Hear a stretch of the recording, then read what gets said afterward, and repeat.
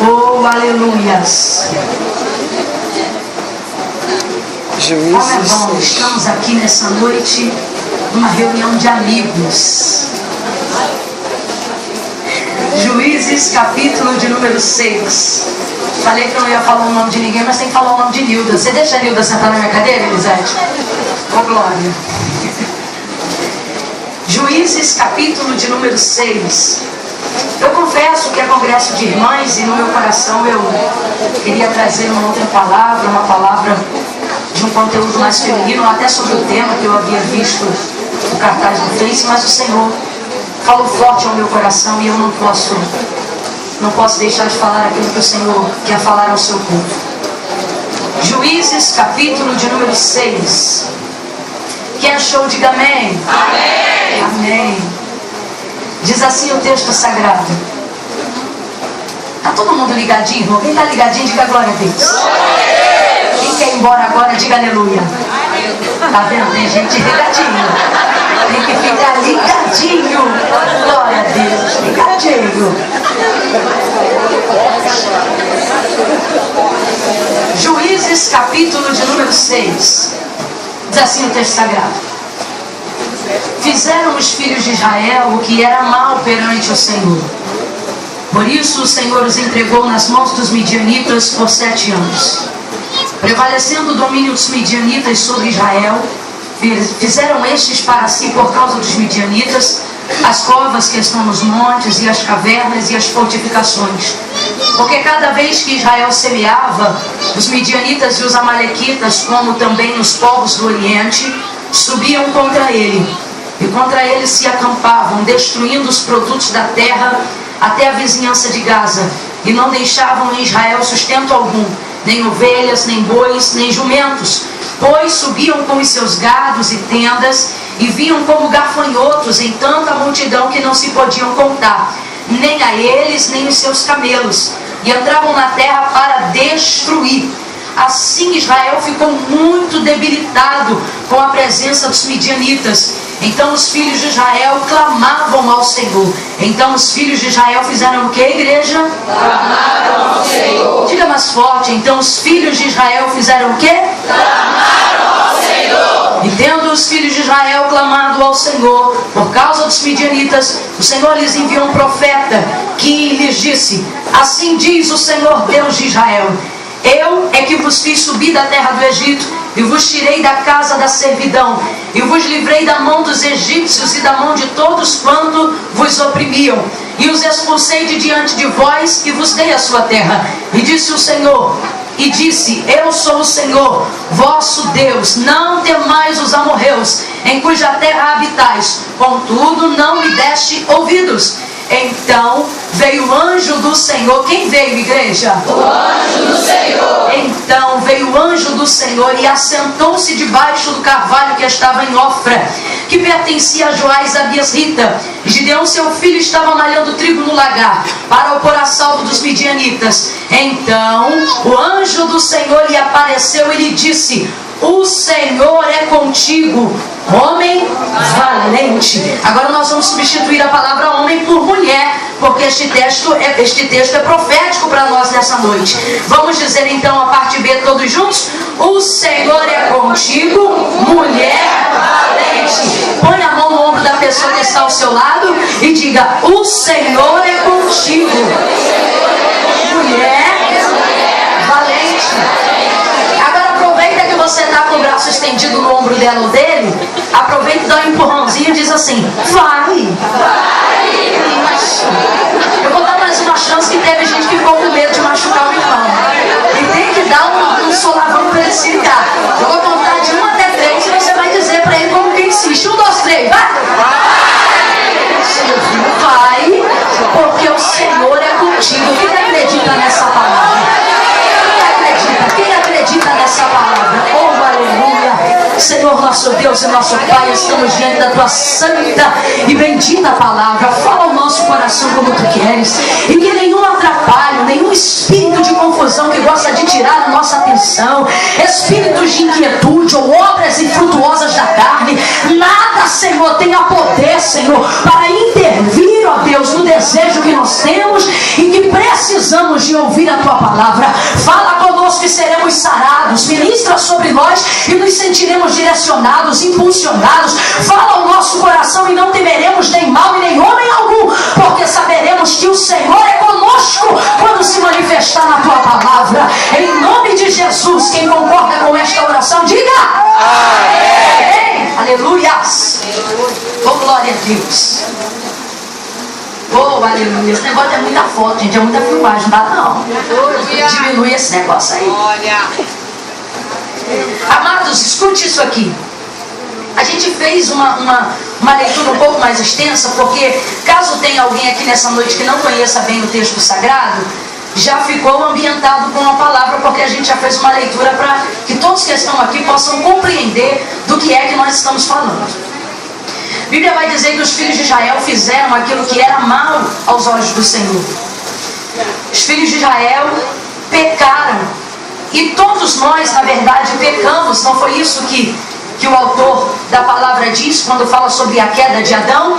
Todos nós pecamos e por causa disso destituídos fomos da glória de Deus. Jesus vai dizer, aquele que diz que não peca, já pecou porque mentiu. Porque é impossível. Todo aquele que está hoje aqui é um pecador. É arrependido, mas é um pecador. Nenhum pecado agrada a Deus. Todos os pecados desagradam ao Senhor. Mas há um pecado em específico que aborrece ao Senhor. E é desse pecado que nós estamos falando no capítulo 6. É um pecado de idolatria. Foi um pecado que Israel pecou e que infelizmente por diversas outras vezes pecou e pecou e pecou. Inclusive no livro dos Juízes, o texto que nós lemos no versículo 1 do capítulo 6, ele vai se repetir, vai se tornar tão repetitivo que em outras menções o autor vai dizer assim: e tornaram os filhos de Israel a fazer o que era mal aos olhos do Senhor, e por causa disso tornou o Senhor a lhes entregar na mão dos seus inimigos. Nesse caso aqui, dos midianitas. Por que o Senhor entrega a Israel? Por que o Senhor permite Israel passar por este momento de crise? Porque Israel está pecando num pecado que aborrece a Deus gravemente, que é o pecado de idolatria.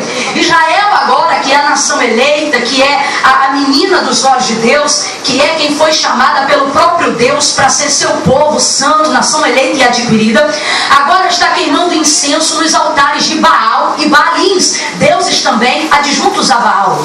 Israel agora está fazendo altares na sua terra e está adorando a um Deus de madeira, constituído por mãos de homens, que tem boca, mas não fala, ouvidos, mas não ouvem, pés, mas não andam, mãos, mas não tocam. Como diz a palavra, antes precisa ser carregado por aqueles que o criaram.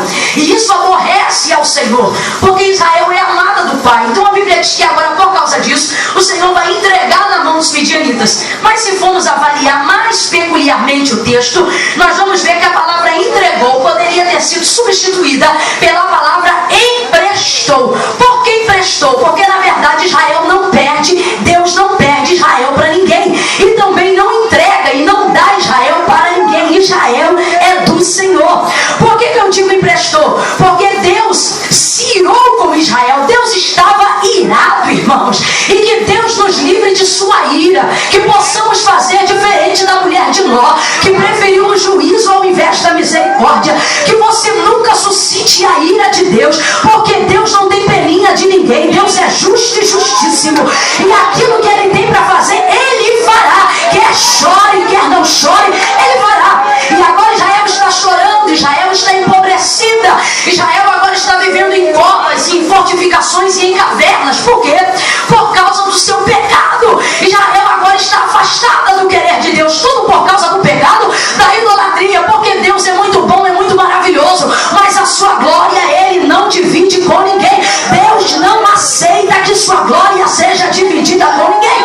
E agora eles estão adorando a Baal, e agora o Senhor os entregou na mão dos midianitas, e eles empobreceram, eles enfraqueceram, porque é isto que a consequência do pecado produz em nós: enfraquecimento, pobreza, miséria, derrota, esconderijo. Não peca, meu filho. Eu vou te dar um conselho: não peca. É como diz João: filhinhos, não pequeis. A gente agora só quer ficar na parte do advogado, mas se pecar, todavia tendes um advogado fiel e justo para lhes perdoar.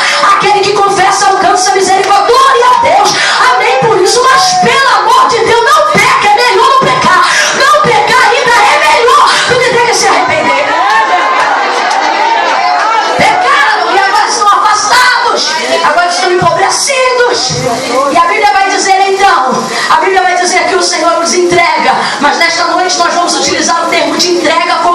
legítimo. Por que nós vamos utilizar esse termo? Porque todas as vezes que Israel incorreu no pecado de idolatria, Israel suscitou a ira de Deus. E todas as vezes que Deus esteve irado com Israel, mesmo estando irado, ainda permaneceu amando. Você precisa entender que Deus consegue ficar irado, mesmo assim, ainda amando. O nosso problema é achar que Deus ou está irado ou está amando. Mas não, o Deus que se ira continua amando. Deus continua amando. Perceba. Israel vai entristecer o Espírito de Deus. Israel vai entristecer o Senhor. E quando o Senhor fala pela boca do profeta Jeremias, ele vai dizer assim, do profeta Isaías, perdão, ele vai dizer assim: tu estava abandonada, esquecida, ninguém te queria, eu te tirei da rua, limpei tuas feridas com sal, eu atei as tuas vestes, eu te dei crescimento, mas agora que teus seios se formaram, tu te deitaste aos teus amantes, te fazendo uma prostituta. Te digo, Israel, que pior do que uma prostituta você foi, porque a prostituta recebe a paga do seu pecado, mas você se deita de graça com teus amantes, só para me aborrecer, Israel. Deus está irado, irmão, Deus está irado. Deus está irado. Esse povo que acha que Deus não se ira, ai. Deus está irado. Porém, a palavra do Senhor ainda vai dizer que, estando Deus irado, ele vai dizer: tu eras desamparada, mas eu mudei o teu nome, te chamei Efizibabel lá, noiva amada, como um jovem casa, com a donzela apaixonada, eu vou casar contigo, Israel. Ele está dizendo: eu vou te purificar, eu vou te perdoar, quer seja de pé ou de joelho, tu vais se curvar à minha vontade, Israel.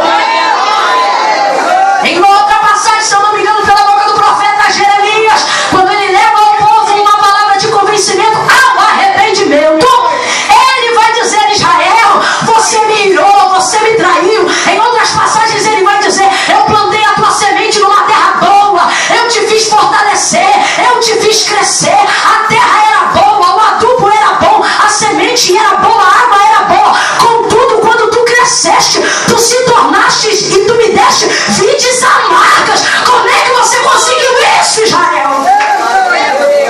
Tudo cooperava para o teu bem, e no final o seu fruto foi ruim, Israel. E a gente está vendo Deus irado.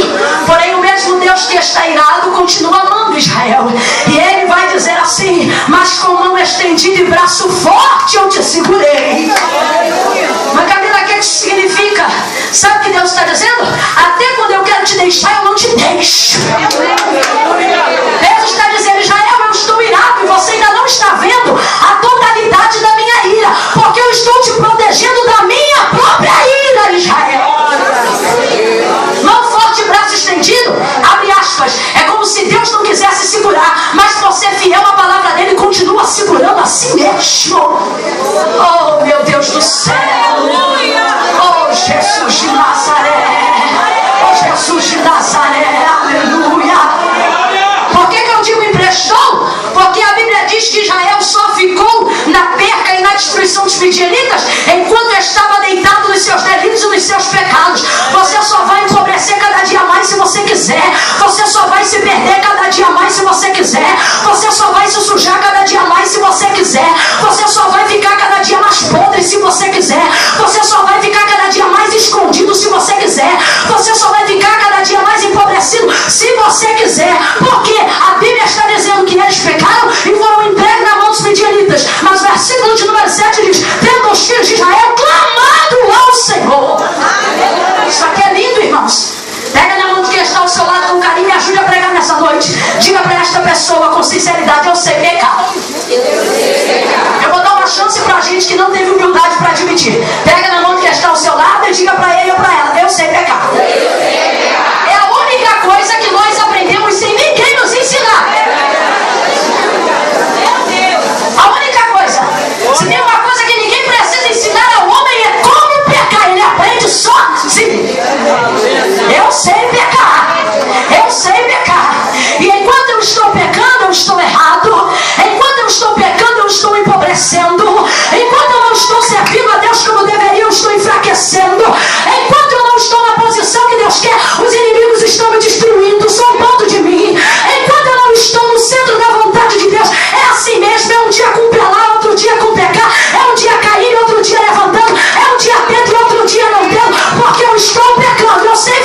isso.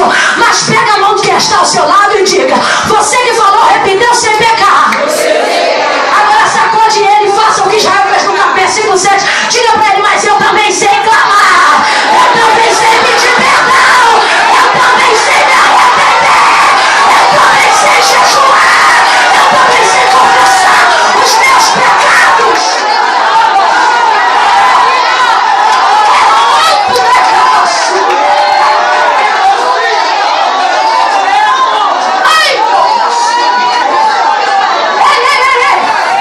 Se você consegue fazer algo que ninguém te ensinou, por que vai deixar de fazer algo que um dia alguém te ensinou?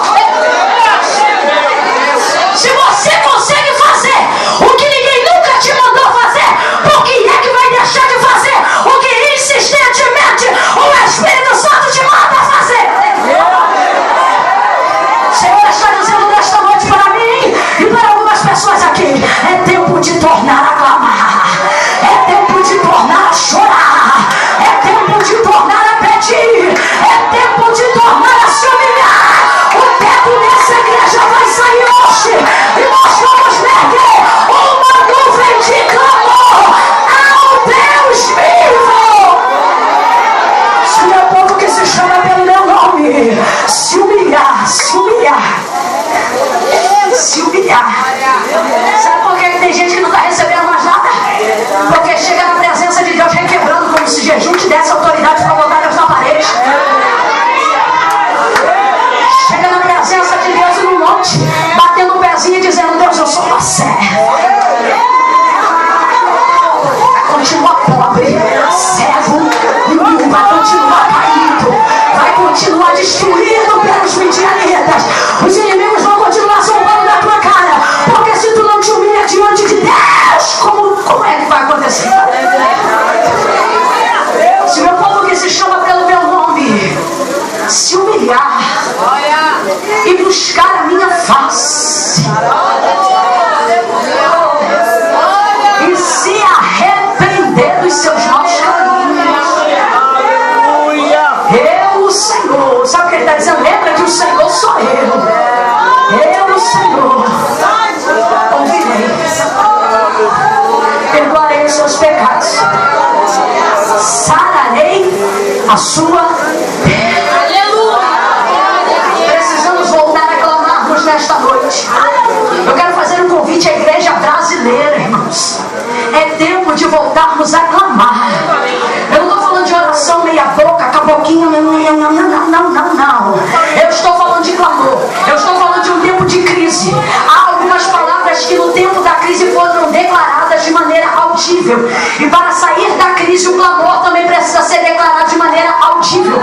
Irmã Camila, mas eu oro em espírito. Eu falo com Deus em espírito. Eu também falo acerca das palavras que só dizem respeito à minha própria vida e ao meu próprio espírito. Tem coisas que em espírito eu falo com Deus, porque são coisas concernentes aos segredos do meu coração, são coisas concernentes ao relacionamento que eu tenho com Deus. Mas quando eu estou na minha casa, dependendo de como a guerra está contra mim, dependendo de como o levante dos midianitas estão querendo empobrecer a minha terra, eu tenho que me lembrar das bobagens que eu falei para ter gerado a crise. Para falar eu te odeio, ninguém fala em espírito. Para falar desgraçado, ninguém fala em espírito. Para falar eu não te quero mais, ninguém fala em espírito. Mas na hora de pedir perdão, quer orar em espírito. Na hora de pedir para Deus mover o coração do outro, quer pedir em espírito. Deus está dizendo: se a crise foi instalada por causa de palavras que você declarou e que desagradaram a Deus, agora volte a abrir a boca e declarar em alta voz. Vai dizer eu te amo para quem você disse eu não te odeio. Vai dizer me perdoa para quem você disse que não ia perdoar nunca. É necessário declarar palavras de ordem na atmosfera espiritual para que as coisas voltem ao seu lugar. Por que Israel está clamando? Deixa eu te explicar isso aqui. É importante a gente entender. Há alguns termos na Bíblia Sagrada, quando fala sobre Israel rasgar as vestes, trazer cinza sobre a cabeça. Outros textos falam de Israel gemendo e chorando. Esse clamor, que às vezes é acompanhado de um gemido, de um grito, nem sempre é acompanhado de lágrimas, literalmente falando. Às vezes é acompanhada de gemido, porque o coração está tão duro que não consegue nem chorar. Então, na representatividade de dizer para Deus como eu quero que meu coração esteja, eu até gemo sem estar com vontade de chorar.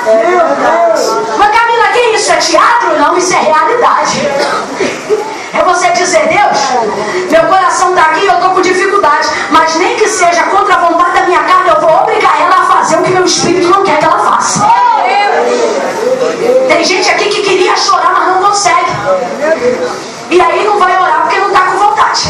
Só que o Senhor está dizendo, bota a tua carne para fazer o que ela não tem vontade. E na hora de orar, bate na mesa, bate no chão, puxa a cortina, rasga a almofada, grita. Não, eu vou orar porque eu não estou com vontade. Começa sem vontade, obriga o corpo que a vontade vem enquanto você está orando. Eles estão clamando, diga clamando, diga mais forte, clamando. Este clamando aqui são palavras declaradas, palavras que precisam ser reverberadas numa atmosfera espiritual.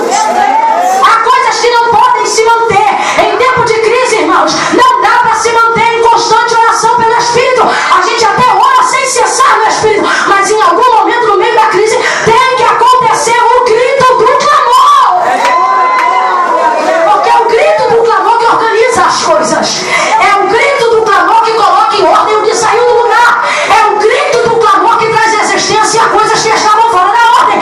E Deus está dizendo, se o meu povo que se chama pelo meu nome se humilhar e buscar, tem que clamar. Às vezes a representatividade do nosso clamor ou da nossa oração mostra o valor que a gente está dando para ela. E sabe aonde a oração é poderosa? A oração é poderosa mediante o valor que eu dou para ela. Nós precisamos entender. Quer saber de quem eu gosto? Eu gosto daquelas irmãs malucas doidinhas da cabeça. Quando eu quero a oração de uma mulher valente, eu não procuro gente sã, eu procuro gente doida, virada no azeite. Você acha que eu preservo a minha aliança com a Beth por quê? Porque é doida.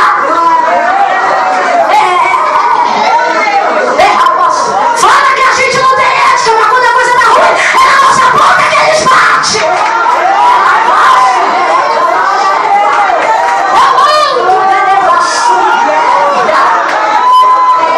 Primeira coisa para quem quer clamar, tem que aprender a se expor. Sabe por que tem gente como sepulcro caiado? Porque se clamar ele vai ter que confessar os delitos. Então é melhor morrer apodrecido. Mas aqui tem doido para se expor diante do Senhor e dizer, pai, eu pequei.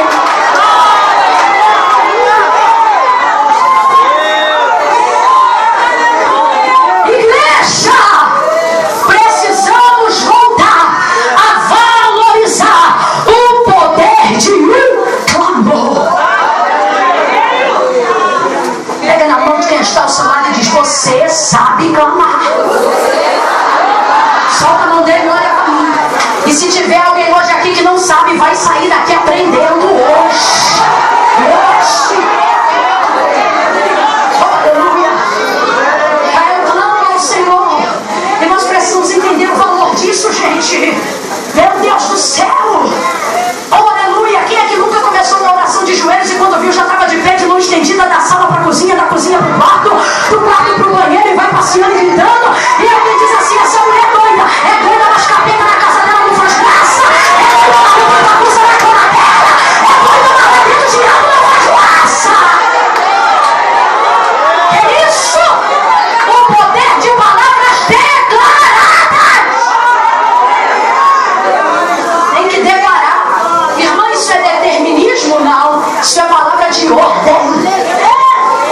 É um convite que o próprio Cristo faz, dizendo que possamos nos posicionar nas regiões celestiais para se assentar, nos assentar